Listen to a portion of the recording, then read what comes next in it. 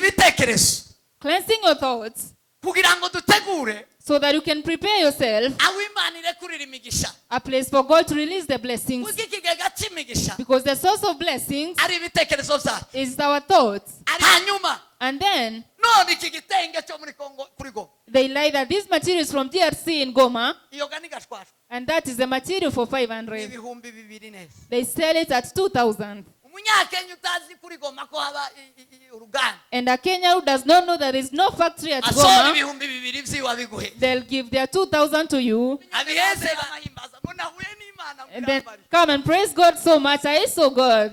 Tamana yakubaritse There is no God that has blessed you in that Satani way. yagushugurikiye The devil has worked for you. uriya n'umuvumo That is a curse. pole pole Slowly by slowly, itakumariza. you will be finished.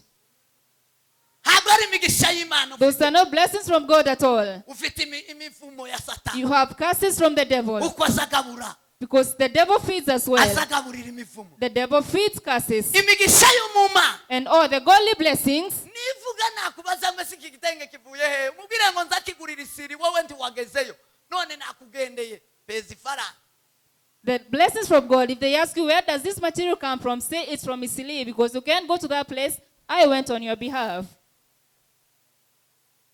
Ntabwo ari Imana izibarisha kandi ngo ibambike. It is not God who clothes or feeds you. Oya No.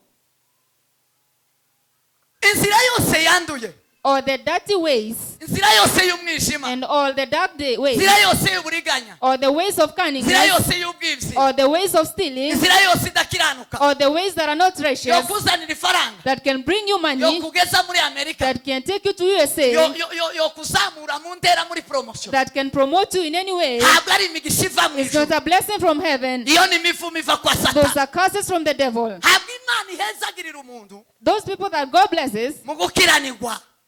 God does not bless in Imigisha unrighteousness. yose y'Imana Or the blessings from God iri mu gukiranuka, are in righteousness. iri mu kwezwa, It is in holiness iri mu kumenya Imana. and in knowing God. Iyo umuntu akijijwe When a person gets born again, niryo rembo ry'Imana. it is the gate to Niyo God. Imana ibasha koherereza That way umuntu. God can give things. Sema amen. Amen. Sema amen. Amen. Icya kabiri And the second ni thing, imirimo yo gukiranuka they are deeds of righteousness umukristo akoze. that a Christian does. Iyo umukristo akoze umurimo wo When a gukiranuka pastor does something of righteousness, nubwo utoba mu ifaranga. even though there's no money in it. Sema amen. Amen. Kubifatika In a tangible way. Amen. hari umuntu wanga gukora umurimo wo gukiranuka ngo nta faranga ziwurimo. A person can refuse to do a work of righteousness because it does not pay them. Yego icyo ushaka What you want si ifaranga, is not money. icyo ukeneye What you need n'icyo ukenye and what you want, ni umugisha. it is the blessing. Umugisha And a blessing tuba mu ifaranga, is not for money. umugisha A blessing uba mu mirimo ikiranutse, is in righteous deeds. iba mu kazi keza gakiranuka. It is in a good job of righteousness. Sema amen. Amen. Hariho utuzi tw'amafaranga There are many jobs that pay, ariko tudakiranuka. but not righteous. Uburaya ni akazi, Even prostitution is a job. uburaya ni akazi. Prostitution is a job. Baza batonda hariya mu mujyi, Some queue in town, baza batonda they queue, hanyuma bagatahana ifaranga, and then they go home with money. si ndiyo? Is it so? Is Si it not? zose. Yeah. Baza bazitahana. They walk home with money. Abandi bazava hano bakaja nageze Mombasa, Some- abantu bita Florida, ni hoteli yitwa Florida, ni ubusambanyi gusa, habamwe imbwa, umuntu azaza gusambana n'imbwa akamuriha. I went to Mombasa in a hotel called Florida. It's a hotel where people sleep with dogs for money. Ni hoteli y'abanyamahanga, n'abantu bavuye ku isi, bavuye impande zitandukanye. It is an international school, international Binjiramo, hotel, and people n'agashishe. get there.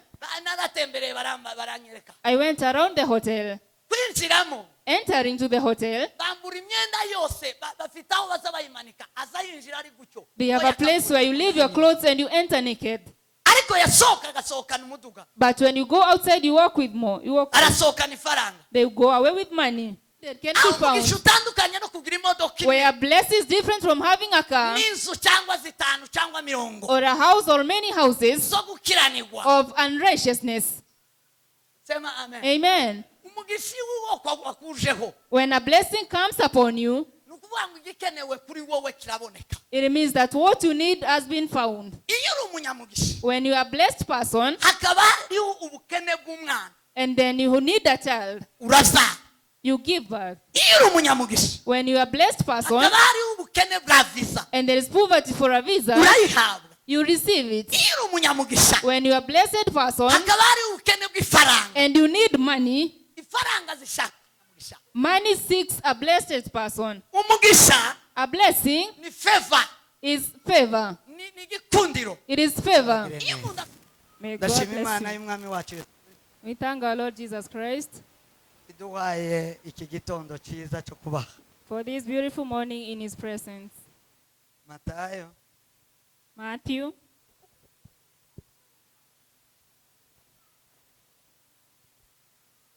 15 chapter 15, 18 verse 18 to 19. yego ariko ibiva mu kanwa biba bivuye mu mutima nibyo bihumanya umuntu kuko mu mutima w'umuntu turuka haruguru rw'17 Start from verse 17. 17 haravuze ngo ntimuzi yuko ikintu cyose kigiye mu kanwa kijya mu nda kikanyura mu nzira yaco yego ariko ibiva mu kanwa biba bivuye mu mutima nibyo bihumanya umuntu kuko mu mutima w'umuntu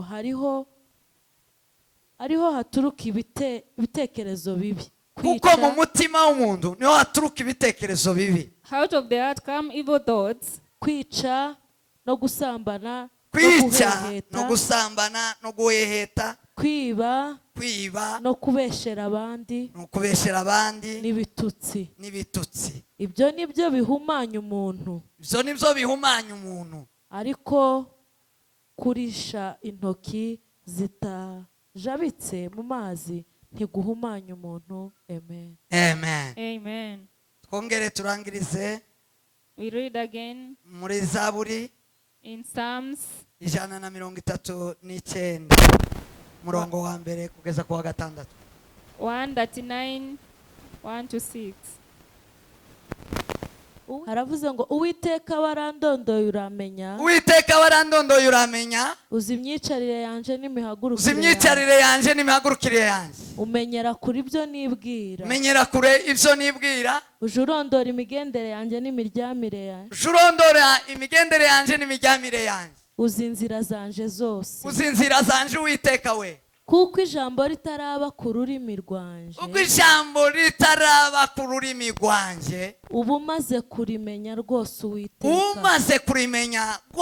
uwiteka ungosi inyuma n'imbere ushizeho ukuboko kwawe kumenya ibikomeye bityo ni igitangaza kinanira kuransumba simbasha kukugeraho uko kumenya bene ibyo kuri hejuru kuransumba sinshoboye no kukugeraho ndahungiraho umwuka wawe he ndahungira mu maso hawe he niye umuntu yobasha guhunga mu maso h'Imana nazamuka nkaja mu ijuru uriyo nasasa uburiri bwanje ikuzimu ngacukura ngaja kuryamiriya uriyo nakwenda amababa y'umuseke ngatura ku mpera y'inyanja nabasha gufata ngagira amababa y'umuseke ngaja kure iriya hafi y'inyanja aho naho ukuboko kwawe kwahanshorerera nanone naho ukuboko kwawe kuza kuhagera ukuboko kwawe kw'iburyo kwahamfatira ukuboko kw'iburyo kwawe kwahamfatira. Wale walio na Biblia nyingine endelea, tunaendelea kusoma tu. Nakwibwira nti nukuri umwijima niwo muri buntwikire, niwo uri buntwikire. No kwibwira ngo umwijima ni uri buntwikire, ngatekereza ko mu mwijima Imana idashobora kubona. Umva umuco ungose uhinduka ijoro. Umuco ungose uhinduka ijoro. N'umwijima ntugira ico uguhisha. Umwijima ntugira ico uzuhisha Imana. Ahubwo ijoro riva nk'amanywa. Ahubwo ijoro imbere y'Imana ni kimwe n'amanywa. Umwijima n'umuco kuri wowe. Ijoro ni ku bantu gusa, ni ku maso ya Kinyarwanda, ya Kinyamurenge, ya wanadamu, ya Kinyafrika, ya Kinyakenya. Only in the African eyes. Ariko ku Mana umwijima ntuzuyifataho ni kimwe. n'umuco. But to God there is no darkness, because night is as bright as the day. Aha, umwijima n'umuco kuri wowe ni kimwe yego. kuko ari wowe waremye ingingo zanje Kuko ari Imana yaremye ingingo zacu, wanteranirije mu nda ya mama niwe uzuteranyiriza umuntu mu nda ya nyina. nzagushimira yuko naremwe uburyo buteye ubwoba butangaza Nagushimira yuko naremwe mu buryo buteye ubwoba butangaza. imirimo wakoze ni ibitangaza Wa Mana we, imirimo wakoze kundema n'ibitangaza. ibyo umutima wanje ubizi neza Uwo ni Dawudi aravuga ngo izo neza umutima w'ubizi It is neza. David who spoke about this psalm. Mwakira ijambo ry'Imana. Receive the word of Turishimiye God. Imana. Amen. Ndagira ngo nganire namwe mu minota mike isigaye I iri want, jambo. I want to share with you for the remaining few minutes this word. Amen. Amen. Ndaganira hejuru About y'ijambo rivuga ngo a word that says that gira umwete wo kweza ibitekerezo, be diligent in cleansing your thoughts, kuko ari cyo kigega cy'imigisha Imana itanga. because it is the source of all the blessings that God gives. Ubu turi mu mwaka wo kwakira imigisha y'Uwiteka. We are in the year of receiving the blessings from salvation. Imana ija gutanga imigisha, When God comes to give blessings, imigisha iva mu ijuru, the blessings from heaven, Imana irekurira mu bitekerezo. God gives it through thoughts. Icyo Imana izoguhezagirisha cyose Everything that God will give you ni mu bitekerezo, is in your thoughts. ni mu mitekerereze, It is in how you think. ni muri mind. It is in your mind. Imana nitekereza kukugirira neza, When God thinks about blessing you, izamanukira mu mitekerezo z'umuntu He will come down through the thoughts of man. runaka gutekereza, So and so will think about you akugirire neza, and will be good to you. cyangwa imanukire muri wowe, Or He will come into you numara ugira icyo ukoze and then you will do something ikugirire neza. and you will be blessed. Ukuvuga ngo ikigega cy'imigisha y'Uwiteka Imana Meaning izimanu that the source of all the blessings from God, mu ijuru utiyaba ifaranga.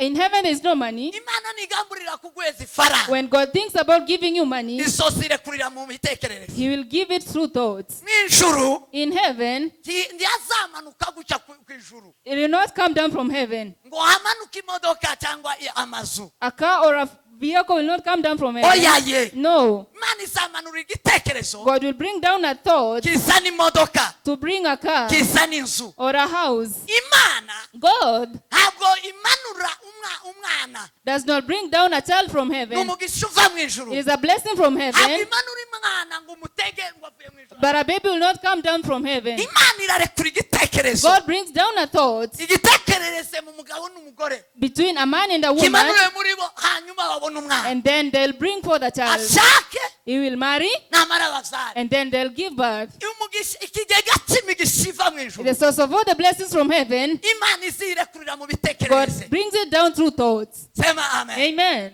Vuga ngo amin. Amen. Bwana sifiwe sana. Hallelujah. Ubu turi mu bihe, uyu mwaka wose ni uw'imigisha ibonerwa mu This gakiza. whole year is from receiving Niyo blessings of nzobigisha, salvation. niyo nzobabwira umwaka urangire n'izoba nkiri. I'll tell you blessings for the whole year. Iminsi yose nzoboneka kuri uru rutari nicyo nzobabwira. Every day that I'll stand on this pulpit, Vuge ubu nicyo nahawe n'Imana. this is what I'll tell you, because it is what I was given. That is what is full in Kandi uyu ni my heart. umwaka w'imigisha yose ibonerwa mu gakiza. This is the year of blessings from the Lord. Umwaka agakiza mfite karimo kadekarara imigisha. It is the year that my salvation is declaring blessings. Umwaka mwuka wera w'Imana undimwo urimo ufungura imigisha. It is the year that the Holy Spirit in me is releasing blessings. Y'ubumana ngo nyigendane. Godly blessings for me to walk with, Nyigenderemo. to walk in them, Ubu ni igihe cyo gukorera Imana. so that as I work for God, Dukorera mu bwami. working for the kingdom, Tuganza n'imbaraga zose. walking in all the blessings, Dukoresha imbaraga ziva mu ijuru. using the power from heaven Ziduhesha imigisha yose. that gives us all the blessings No mu migisha yo mu mubiri. and the blessings of the flesh. Uyu niwo as well. mwaka turimo. This is the year that we are in. Weruka kuwa kane. On Thursday, Nababwirije ijambo. I told you a word Rivuga ngo hari imidege ituruka mu ijuru n'ibiri gusa. that there are only two ways for the blessings from Diya heaven, bitatu diya bine. not three, not four. Imidege ituzanira imigisha. The ways that brings blessings Abari mu isi bose abirabura n'abazungu. for the people on earth, white or black, Abakuru n'abatoya. young and old, Ab'imbata n'ab'umudendezo. slaves and the free, Abo mu nzu ya cyami. those of the kingdom, N'abamwipori iriya and hanze. those ku that mazi. live in the villages. Imidege ni ibiri gusa ku There bantu bose. are only two ways for all the people. Umudege wa The mbere first way, uva mu ijuru umanukira mu from isi heaven down to earth, ni n'agakiza It is salvation. n'ugukizwa It is to be saved. n'ukugira ingeso nziza. It is to have good deeds. Iyo umuntu akijijwe When a person is saved, aba avomye imigisha y'Imana. you have received the blessings from heaven. Uwo ni umudego uva ku Mana. That is away from God. Sema amen. Amen. Sema amen. Amen. Sema amen. Amen. Agakiza ka mbere Salvation ni umudege uva ku Mana. is the first source of the blessings from God. Niwe utuzanira imigisha. It is a way that brings the blessings. Abavoma imigisha y'Imana And all that draw the blessings from God ni abari mu gakiza. are the people in Iyo salvation. winjiye mu gakiza When you enter into salvation, uba ugiye mu irembo ry'imigisha. you enter into the gates of blessings. Uba ugiye ahantu ucuncubikirwaho n'imigisha. You are going to a place where blessings will rain upon you. Cya kabiri umudege wa And the kabiri second way ni umuntu wakijijwe is a person who is saved. akagira icyo akoze. And then they do something. Ni ugukora k'umuntu wakijijwe. It is laboring for a person that is Iyo saved. umuntu akoze When a person works akagira imirimo myiza and they have good deeds, imuzanira imigisha they bring blessings. bimucucumukiraho. Blessings rain upon you. Ni izo zombi gusa bizana umugisha. Those are the only two ways that bring Ni blessings. ugukizwa It is to be saved no gukora. and to work. Uzovoma imigisha yose You will draw all the blessings uzashamata imigisha yose and you will get all the blessings iba mu Mana Data. from God our Father. Ariko udakijijwe But when you are not saved tukore and you don't work, ntabwo uzobona imigisha you y'Uwiteka, will not receive the blessings of God. ahubwo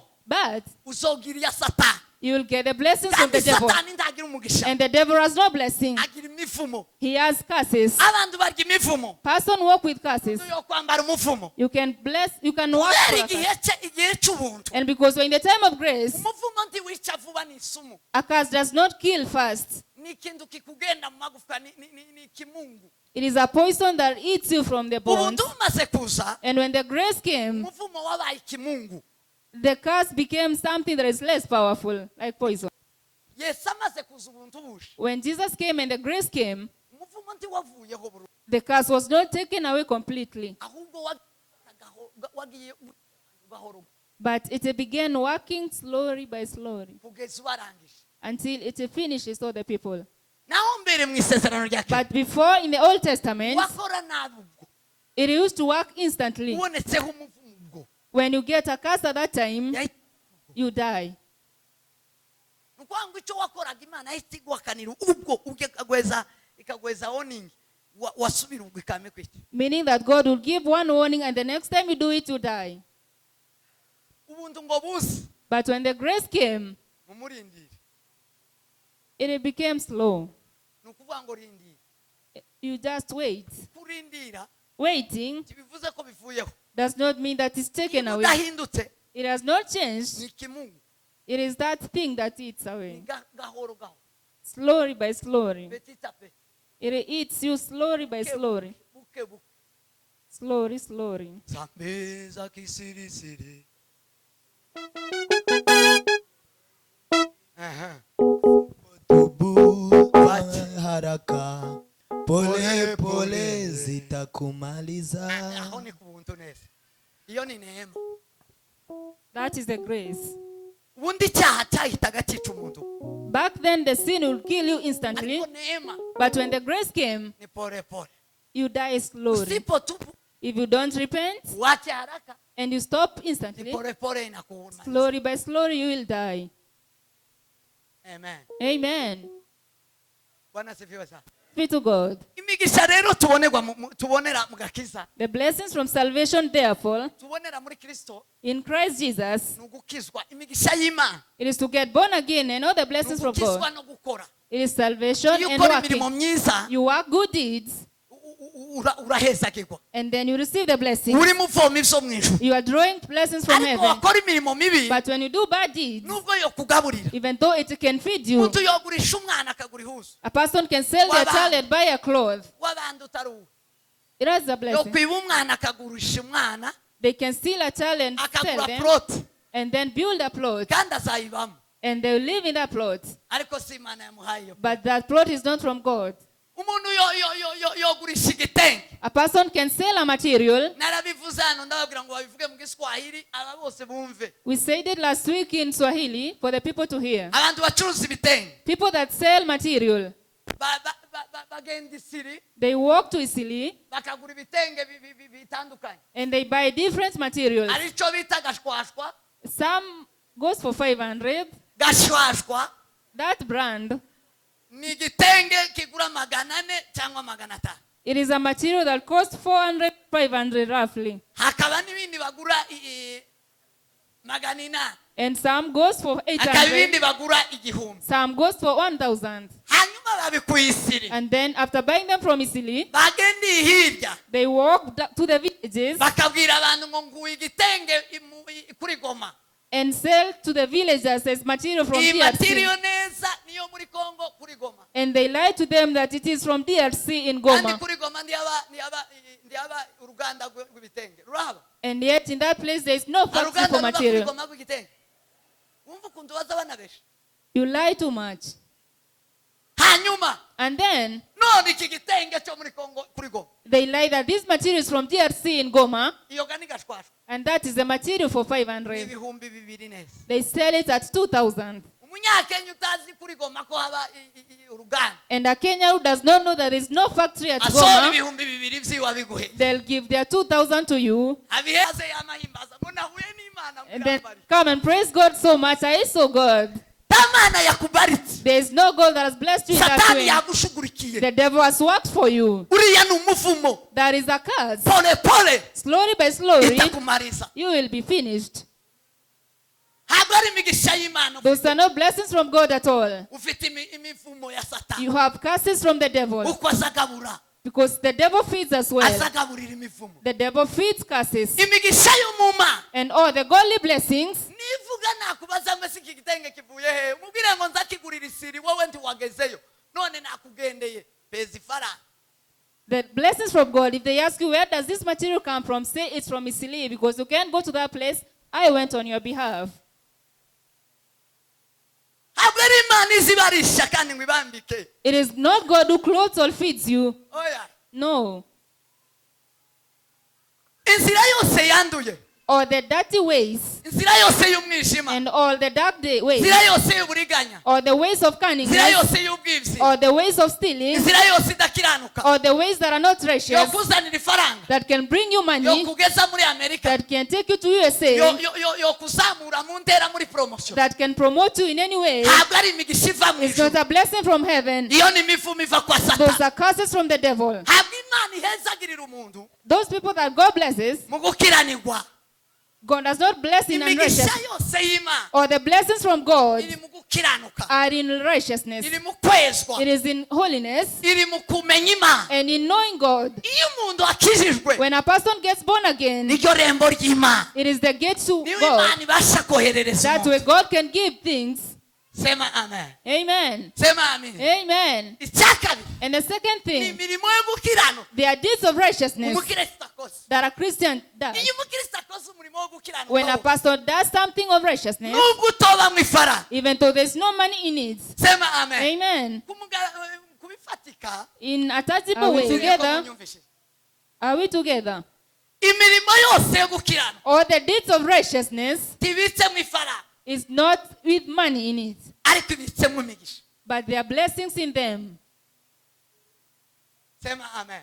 Amen. Sema amen. Amen. Hari umuntu wanga gukora umurimo wo gukiranuka ngo ntafaranga ziwurimo. A person can refuse to do a work of righteousness because it does not pay them. Yego icyo ushaka What you want si ifara, is not money. icyo ukeneye What you need n'icyo ukenye and what you want, ni umugisha. it is the blessing. Umugisha And a blessing tuba mu ifaranga. is not for money. Umugisha A blessing uba mu mirimo ikiranutse, is in righteous deeds. iba mu kazi keza gakiranuka. It is in a good job of righteousness. Sema amen. Amen.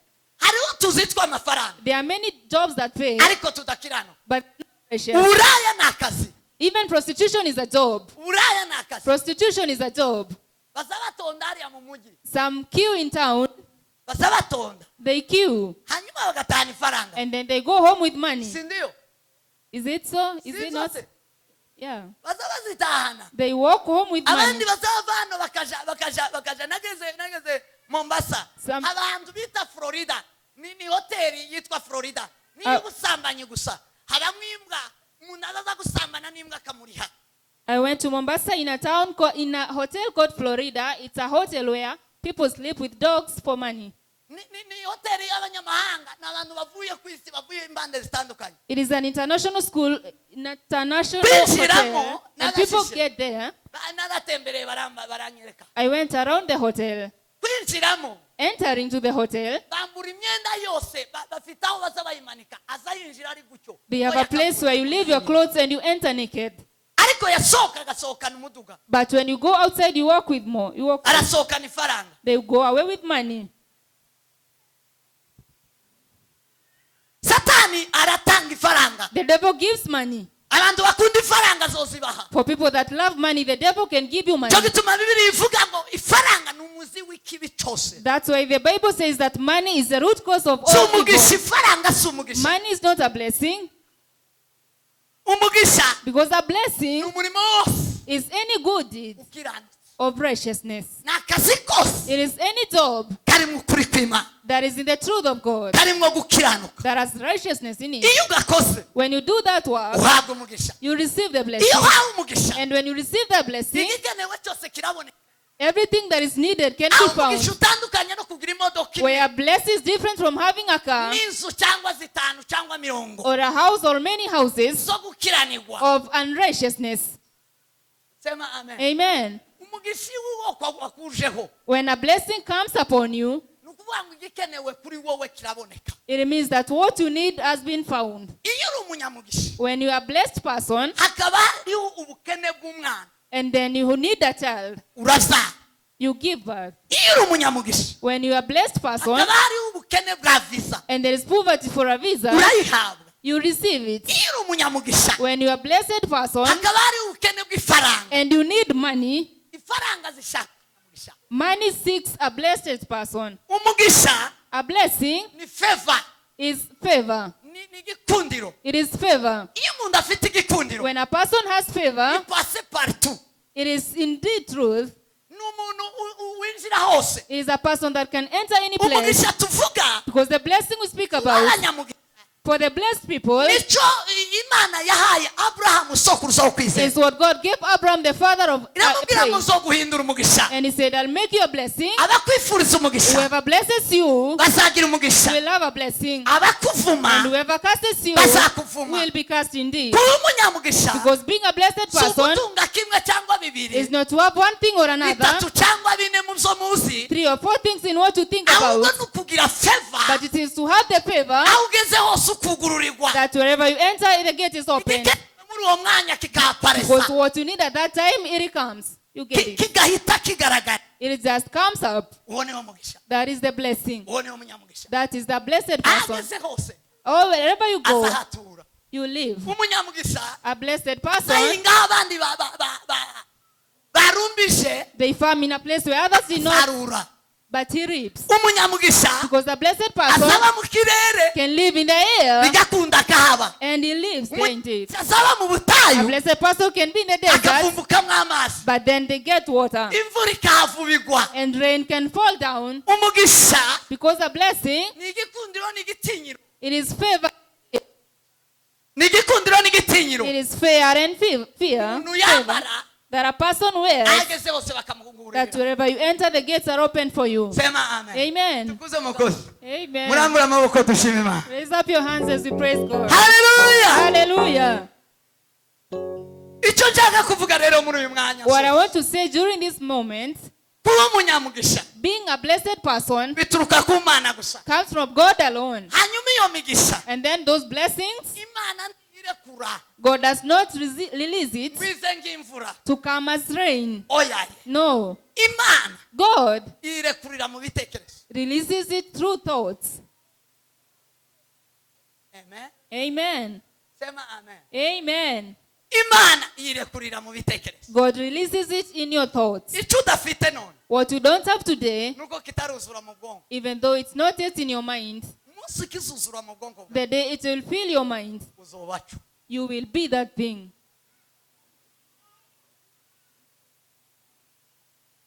Kweza ibitekerezo Cleansing your thoughts kugira ngo dutegure so that you can prepare yourself aho Imana irekurira imigisha. a place for God to release the blessings. Kuko ikigega cy'imigisha Because the source of blessings ari ibitekerezo byacu, is our thoughts, ari mayindi yacu. our minds. ibitekerezo bibahe. And where are the thoughts in this? Ibitekerezo mvuga The thoughts that we speak about ni umutima w'umuntu. is the heart of a man. Umuntu agaburirwa n'ibitekerezo. A person is fed by his thoughts. Umuntu abeshejweho A n'ibitekerezo. person lives by his thoughts. Umuvugabutumwa wari uri hano wacu Our evangelist last time, muri revival during our last revival yavuze ijambo conference, sinzi ko abantu bose he baryumvise. said one word that I don't know if you all heard it. Yaravuze ngo ibiti, He said that igiti gishora imizi a tree grows its kikagira roots. imizi iriya, It has roots, ariko umuyaga waza but when the wind comes, ukagiterura kikagenda. it takes it to another place. Ariko umuntu, But a man, umwana w'umuntu, iwe ntafite imizi, has no roots. araciyemo hejuru, aciyemo no hasi, There are no roots and there is no top.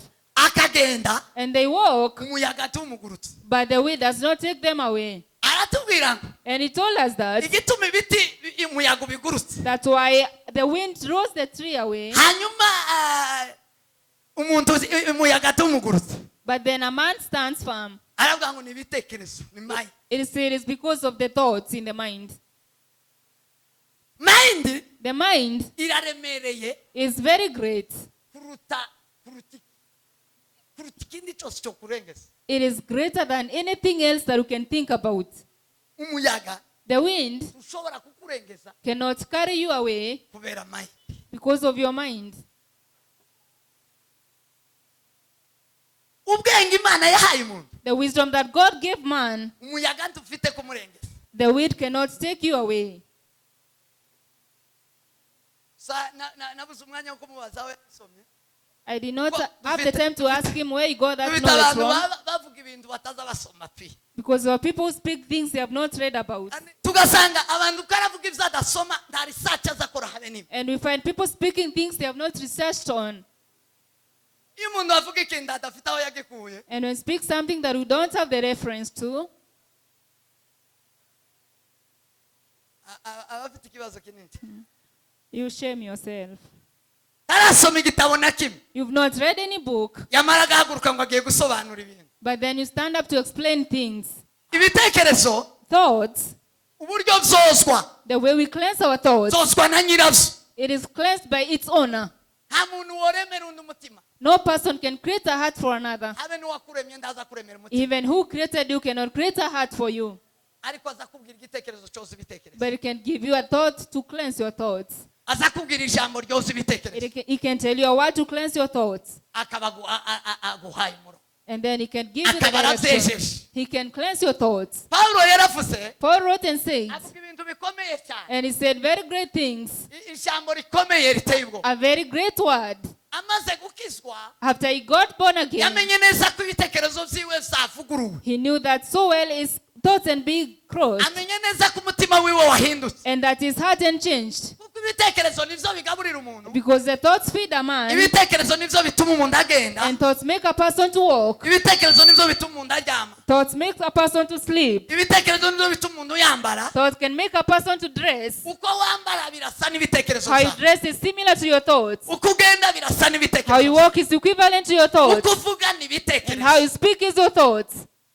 uko ubayeho ni How you ibitekerezo, live is by your thoughts. abo mugendana nabo muhujije The ibitekerezo, people you walk with are the people you share the same ubanga thoughts. ubuzima bwawe bwose bushingiye mu Meaning bitekerezo. that all your life is based upon Niba ari thoughts. ubuzima bw'umwuka, If it is your spiritual life, bushingiye mu bitekerezo. it is based on your thoughts. Niba ari ubuzima bwo hano mu isi, It is if your life on earth, bushingiye mu it bitekerezo. is based on your thoughts. Zo biguhesha kuvukana na runaka, What gives us to zo biguhesha gutandukana na and runaka. to separate with so and so. Ibitekerezo Thoughts zo bigize umuntu. is what makes a man. Hanyuma And then Bibiliya iratubwira ngo, the word tells us that Pawulo aravuga ngo the Apostle Paul then says wiwe afite gutekereza kwa Kristo. that he has the thought of Christ, Ibitekerezo afite because the thoughts that he has ni iby'umwami wacu Yesu is Kristo. of our Lord Jesus Christ. Afite gutekereza kwa Kristo. He has the mindset of Christ Jesus. Aravuga ngo icya kabiri, And he said the second thing, bafite umutima wari muri Kristo that I Yesu. have the heart that was in Christ Jesus. Ni ukuvuga ngo ubuzima bwiwe Meaning that his life ntibukibaye ubwa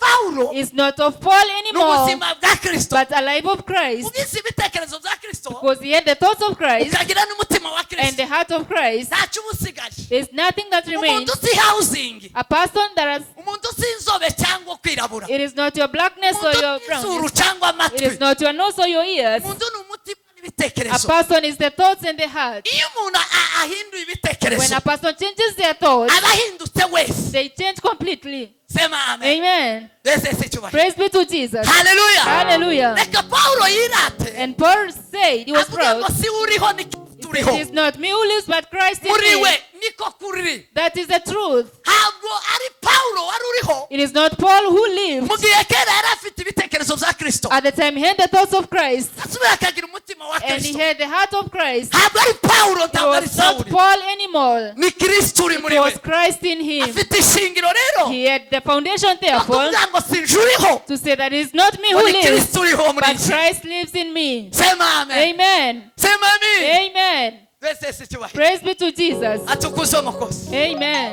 guhinduka k'umuntu Because to change of a man, gwakira imigisha k'umuntu to receive the blessings from a man, ni mu bitekerezo is in the thoughts. ni mind It is the mind. sema amen Amen. Yesu abwira abafarisayo And Jesus said to the Pharisees, bari bafite ibintu byo kwikora inyuma they had things to work outside, to cleanse bakagira us, ibintu byo kwesa inyuma and they used to clean outside, bakagira ibintu bibiri presentable bigaragara hano inyuma things that were presentable outside. abitege And when he looked at them, abona ibitekerezo byabo biranduye he saw that their thoughts were dirty, abona imitima yabo iranduye and their hearts were filled. arangiza arababwira And ngo then he said this to them. akora bibiliya narababwiye ko yanditswe mu buryo nka bune I told you that the word is written in 4 versions. iya mbere yanditse mu migani The first is in Proverbs, ikongera ikandika mu masimbolo mu bigereranyo and another one in examples, mu bigereranyo comparisons. yes no akora ikigereranyo And then he made a comparison. umunsi umwe baja mu bafarisayo n'abigishwa be One day he went to the Pharisees' house with his disciples, igihe cyo kurya kiba kirageze and it was time to eat. abafarisayo bari abantu Pharisees were people ni nk'abakongomani like the Congolese. nibo ba mbere bazi gusapa They are the first people who know how to share. gusapa ni gusapa umukongomani aza yambara gutya They dresses themselves, bavuga ngo none umuyobozi ahantu runaka and you think is a leader in a certain department. They are smart indeed.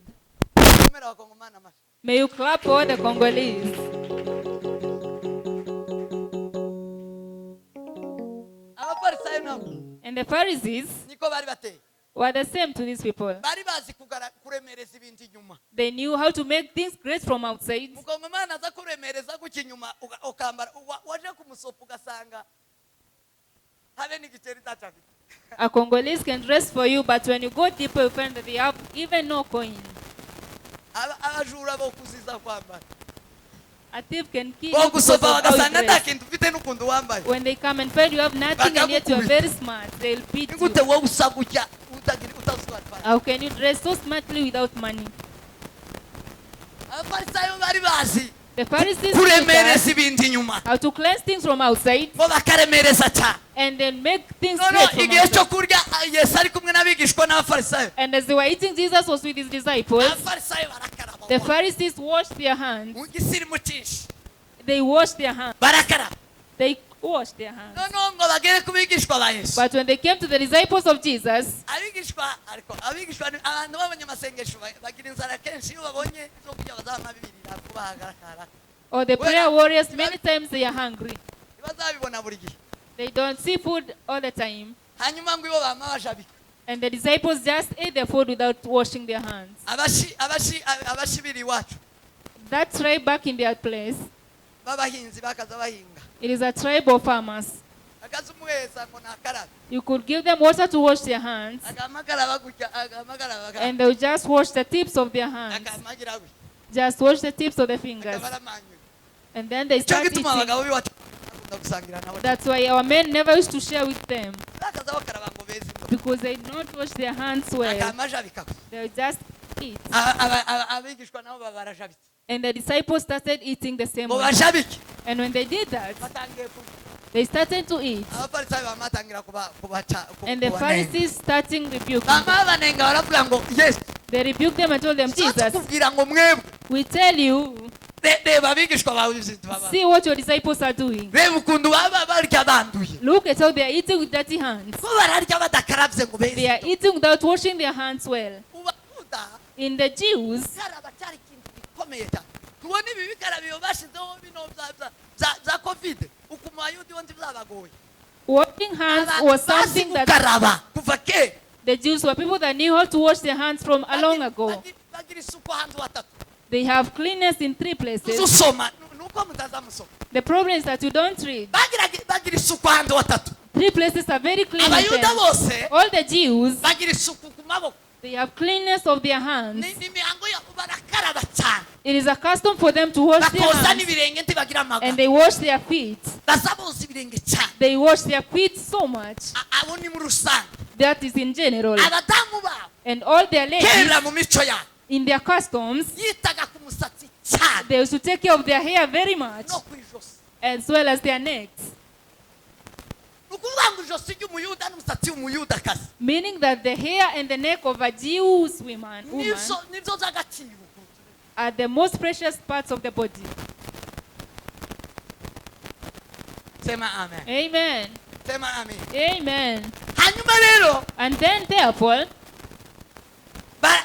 Yesu baramubwira ngo reba abayuda reba abigishwa bawe. the Pharisees told Jesus, Buryo look at your bambuye. disciples, they are so dirty. Yesu arababwira ngo mwabipfumu And Jesus said, you fools, mwanjyajyamwe you cunning people, muzabona ishano you will see a great problem. muzagirwaho n'ishano. You will have a great Ninde problem. wababwiye ko Who told you that? ibiri inyuma byanduza umuntu? That what is outside makes a person Ninde dirty? wababwiye ko Who told you that? ibiri inyuma bigize umuntu w'imbere? That what is outside defiles a man. Icyanduza umuntu What defiles a man ni ibituruka imbere. is what comes from inside. Aravuga ngo imitekerereze y'umuntu And he said that the thoughts of a man, ibiva mu kanwa k'umuntu what comes from the mouth of a ngo biba man, biturutse ku mutima comes from the heart. nibyo biza byanduza And umuntu. that is what defiles a man. Imitekerereze y'umuntu And the thoughts of a man niyo imwanduza. is what defiles the person. Sema amen. Amen. uko aya maso n'aya matwi These tugira eyes and these ears that we have ntibizazumva hano inyuma. cannot hear what is outside. Bizazumva umuntu uri imbere. They hear the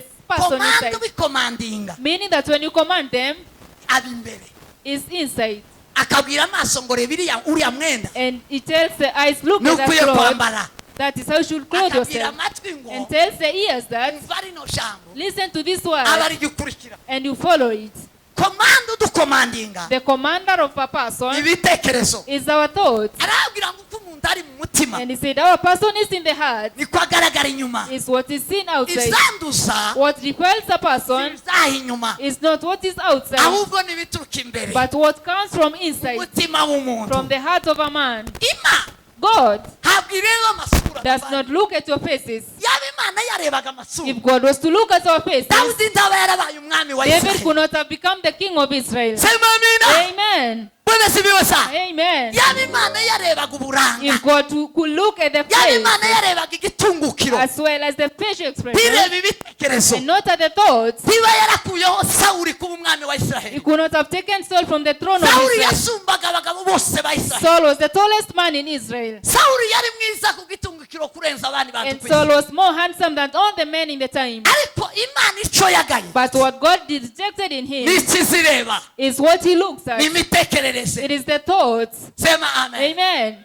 sema amen. Amen. igaya sawuri And he rejected Saul. igaya bakuru ba dawudi He rejected all the elders of ifata David. dawudi And he took David, ufite umutima who ashaka had the heart that he ufite wanted. ibitekerezo byagutse He had the thoughts of ufite God. ibitekerezo byejejwe. He had clean thoughts. imana izagukunda God will love no you kukugirira neza and be good to you, bijyanye n'ibitekerezo zawe. depending on your thoughts. Hello? Amen. intekerezo zawe Your thoughts, mayindi ya your mind, uko utekereza how you think about nibwo things, imana izikugirira neza. is why God will bless ntabwo you. imana izigirira neza ibipfu. God is not good to all the narababwiye ngo fools. utagifu kizaja mu I ijuru. told you, no fool will get rero to imana heaven, ntiyokigirira neza. because God cannot bless a fool. igiki iki Why would he bless a fool? notwohereza imigisha yayo gute? How can he send his blessings to a kigega fool? cy'imigisha y'imana The blessings from God n'imitekerereze is the thoughts. ni mayindi. It is the mind of bwira man. mugenzi wawe ngo cyaza Tell mayindi. your neighbor that cleanse your thoughts. sukura mayindi. Cleanse your thoughts. oza ibitekerezo. Wash your thoughts. sema amen. Amen. sema amin. Amen. sema amin. Amen. atukuzwe mukozi. Amen. atukuzwe mukozi. Amen. ima God yoreba nk'abanyamurenge izireba nkabo He does not look like a man. imana ireba ibitekerezo y'umuntu, God looks at the thoughts. imana ireba umutima. He looks at the heart. Dawudi aravuga And David wrote and said y'izaburi in Psalms y'139 139, aravuga ngo he said that, uzi imyicarire yanjye, you know my sit uzi down, imihagurukire yanjye, and you know when I rise up, uzi imiryamire yanjye. you know how I sleep. Ijambo ritarava mu kanwa kawe, Before a word comes from my mouth, wowe wamaze kurimenya. you know it all. Ijambo ritarava mu kanwa, Where does the word come from before it comes out of ribahe the mouth? ritaragera mu kanwa, Where does it come from before it gets to the mouth? ribahe ritaragera mu kanwa. Where is the word initially? Ndababajije, ribahe I am asking a question. riba mu mutima, mu bitekerezo. It is initially in the thoughts and in the heart, Imana niho izirimenyera. because that is where God knows it from. Imitekerereze yawe, My thoughts imivugire yawe, and how I speak, ezi ibitekerezo byawe. He knows my. Cleanse your thoughts. Sema amen. Amen. Twezesha ibitekerezo byacu, Have we cleansed our thoughts, mayindi yacu, our minds? tuyezesha ijambo ry'Imana. We cleanse them by the word of God. Ijambo ry'Imana The word of God ryo riva rigeza ibitekerezo. is what cleanses thoughts. Abaheburayo In Hebrews ibice 10 umurongo wa 10. chapter 10 and verse 10. Hebrews Hebrews 10:10. 10:10 iravuga ngo uko ushaka kw'Imana, It says that uko what gushaka kw'Imana ngo niko kwatumye twezwa, tubeshejwe n'uko umubiri wacu watambwe rimwe gusa ngo bibe bihagije iteka ryose. Umubiri wa Yesu, it says that by His will we have been sanctified uko through, gushaka kw'Imana because the will of niko God kwatumye twezwa, is what made us sanctified, twezwa mind, and our minds were twezwa cleansed, umutima, our hearts were cleansed tubeshejwe n'uko umubiri wa Yesu watambwe rimwe risa by the fact that the body of Jesus was offered Rimwe gusa. once for all, ngo bibe bihagije iteka. and for all. Bavandimwe, nimutumva ijambo ry'Imana, Brethren, if you don't hear the word of God, imitekerereze yanyu ntabwo izezwa. your thoughts will not be cleansed. Ntabwo gutekereza kwawe kuzokiranuka, Your thoughts will not become righteous. ntabwo umutima wawe uzabamwo ibitekerezo myiza. Your heart will not have good thoughts. Iyo umuntu adafite imitekerereze myiza ntazakora neza. A person without good thoughts does not do good Iyo umuntu deeds. afite imitekerereze myiza nibwo akora And neza. when you have good thoughts, you do good deeds. Niba gukora neza iyo kukugwiririye ni ukuvuga ngo ni akanywezo agatonyanga k'agatekerezo gatoya keza kaje muri wowe. Meaning that when you do a good deed, it's just a small drop of good thinking. Kwezwa kwacu Our cleansing kuva mu ijambo ry'Imana, comes from the word of kuva muri God. Kristo Yesu. It comes from Christ Jesus. Iyo twakiriye Kristo watambwe rimwe, When we receive Christ who was offered once, yose ibitekerezo byacu He cleanses all our thoughts, tukamera nka Pawulo. and we become like Paul. Zaburi y'119, And in Psalms 119, Zaburi y'119 Psalms 119,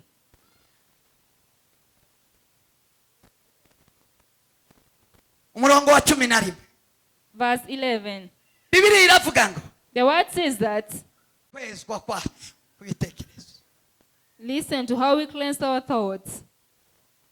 Bibiliya iravuze ngo The word says that, nabikiye ijambo ryawe mu mutima wanje kugira ngo ndazagucumuraho.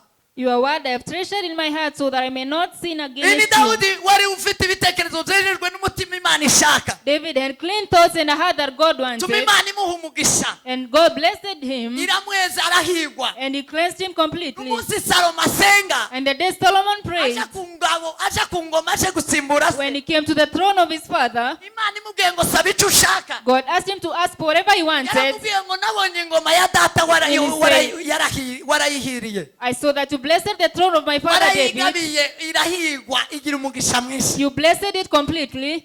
Imana yari yarahaye Dawudi umugisha mwinshi God had blessed David mightily kubera ijambo ry'Imana yari yararibikiye mu mutima. because of the word of God he had hidden in his Umutima urimo heart. ijambo ry'Imana ntiwotekereza nabi, A heart that is full of the word of God cannot ntiwogira think badly. imitekerereze mibi, It cannot have evil thoughts. ntiwovuga nabi, You cannot speak badly. ntiwokora And nabi, you can't walk badly. ntiwoshira igisitaza imbere You y'abantu, can speak false witnesses. wogenda wiyongenga, You can go adding wogenda yourself, ubana n'abandi neza, and you live peacefully with ukamenya others. aho uri, And you know who you are. kamenya n'icyo ugiye gukora, And you know what you are going to kamenya do. n'ikigenderewe. You know what you are supposed to follow. nuko ijambo ry'Imana Because the word of God riba riri mu mutima w'umuntu. is in your heart. twese tubika ijambo ry'Imana mu mitima yacu, If you also the word of God in our heart, twokora ikintu neza uko kitwa, we can do things tukanakorera no perfectly. kugihe. And- ntawoshika muno ngo agandire umuntu, ntawonashika muno ngo ateze uwundi amusitase. No person can bring conflicts among us. tibibaho. It is not possible. twese All of us, twokumva kimwe, we can hear the same thing bakora kimwe, and do the same thing kubera ko ibitekerezo byacu because our thoughts biba biri mu ijambo ry'Imana. are full of the word of ijambo God. ry'Imana niryo riza ryose The word of God is what cleanses imitekerereze yacu. the thoughts of a man. icyanyuma And the last thing, tugisanga mu ijambo ry'Imana, we find it in the word of God. urwandiko rwa kabiri rwa Pawulo yandikiye Timoteyo, The second letter of Paul to Timothy. amubwira ngo ibyanditswe byera byose I want to tell you what the gatatu Holy cumi na Scriptures, gatandatu chapter 3 and verse 16, byanditswe n'Imana. were the breath of God. ibyanditswe All that is written, bibiliya the word, yatanzwe n'Imana was inspired by God ngo kugira ngo so that igire umumaro it will be muri ibi profitable bikurikira. for these things. icya mbere The first ni thing, ukwigisha umuntu. it is teaching. ibitekerezo by'umuntu All the thoughts of a man zezwe iyo yize. is cleansed when they study. uzorebe You search and umuntu see. yiga ijambo ry'Imana When a person learns the word of God, arajijuka. become wise. injiji nitarize. A foolish is a person who never went to school. kutiga nibwo bujiji, Not going to school is being ariko foolish. kwiga no gusoma But learning and studying ni ukujijuka. is to become wise. kumenya Imana, kumenya ijambo ry'Imana Knowing the word of God bisa n'ubwenge no kujijuka. brings wisdom and knowledge. yobu niko yavuze ngo ndore kubaha Uwiteka nibwo bwenge, And kandi kuva mu byaha niko kujijuka. And he said, respect for God is wisdom. umuntu wajijutse wese n'udakora ibibi, Any person who understands is a person ariko who does nusanga not sin. umuntu aracyakora ibibi, But if you find a person doing bad things hatawe musomi, and he does not study, uzomubwire ngo ibitekerezo byawe tell them that your thoughts biri mu mwijima. is in darkness. ibitekerezo byawe Your thoughts birapfuye. are dead. kuko umuntu wize Because a person who has been atakagombye taught gukora nabi. cannot do a bad thing. nubona umusomi karanywa inzoga If you find a person who is learning drinking beer akagenda yitega, and they walk falling down, akazaruka aho ageze hose, vomiting in any place they go, akinyarira nk'umwana w'imyaka ibiri, they pee on themselves like a 2-year-old baby. mubwire ngo wowe No, tell them that you, ikibazo ufite the problem that you have mind is your mind. ni ibitekerezo bitari mu ijambo It ry'Imana. is your thoughts that have no Faith. word of God. ibitekerezo bipfuye. Your thoughts are dead. usanga umuntu muganga If you find a doctor wize that has karanywa studied, itabi byangiriza ibihaha, that is smoking, byangiriza umubiri we, a thing that destroys the mubwire ngo body, icyo ufite tell them that what you have, ibitekerezo that the thoughts you bitari have mu ijambo ry'Imana have no word of God ngo riguheshe gukora neza ureke iryo tabi. that can make you to stop that smoking. uwo muntu That person injiji is a foolish ubwo man. kujijuka And to become wise kudakora ikibi cyose, is a person who does not do ni any bad ukudakora thing, ikibi cyose. is to do no izo bad nizo thing. njijuke, Those are the people that understand, izo zizwi n'Imana that data. are known by God.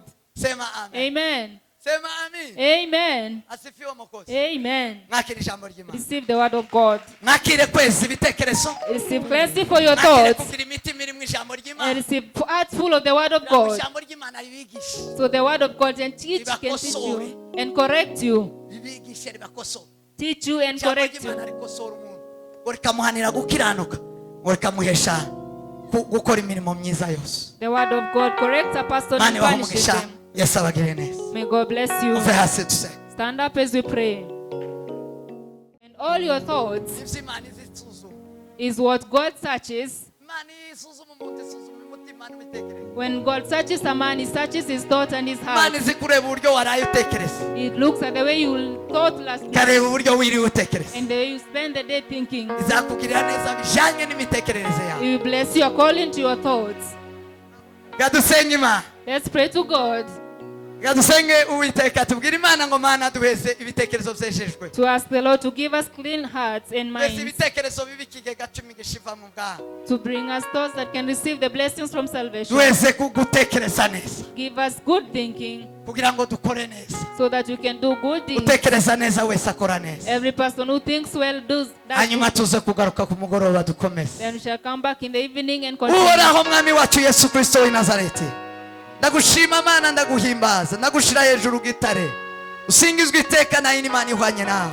Mwokozi wetu, ninashukuru kwa neno lako Bwana.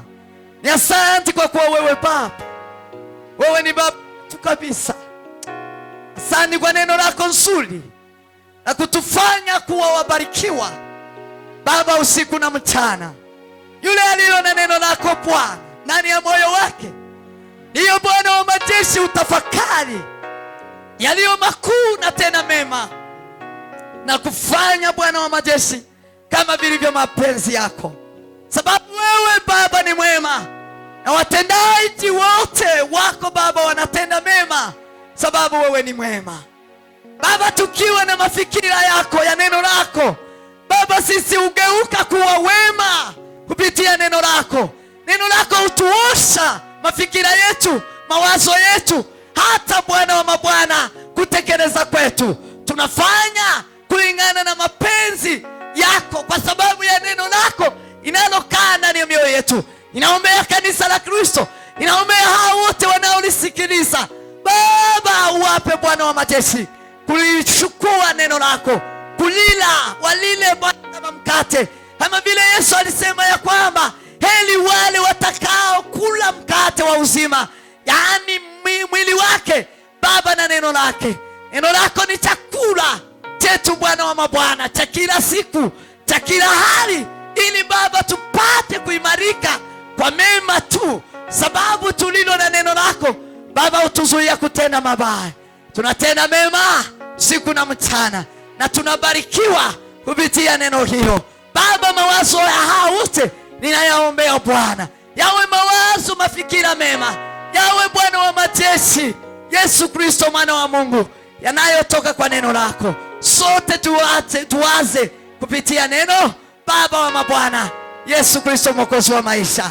Ninawabarikisha mikononi mwa Mungu, nabarikisha sadaka na fungo la 10, sadaka zote zilizotolewa hapa za shukurani Baba, pokea baraka hizo, pokea Bwana wa mabwana sadaka hizo, na watilie baraka juu yao. Hao wote waliofanya kazi nzuri Baba wabarikiwe, sababu tumegundua kupitia neno lako fanya kazi njema Baba, hiyo ni baraka.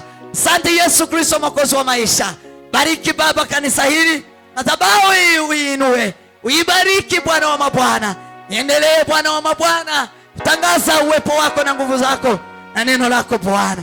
Asante, ubariki Kenya, Nairobi, Afrika yote Baba, uibariki Mwiki, uibariki mahali tulipo Baba, dunia nzima, neno la uhai, neno injili takatifu pate kuingia popote. Asante Yesu kwa kubariki kanisa la Kristo wote Bwana, ubariki kazi ya mikono yao watakazo zianza kesho. Utembee na kila mmoja, ukae na kila mmoja, ni katika jina la Yesu tunaomba na kuamini, amen.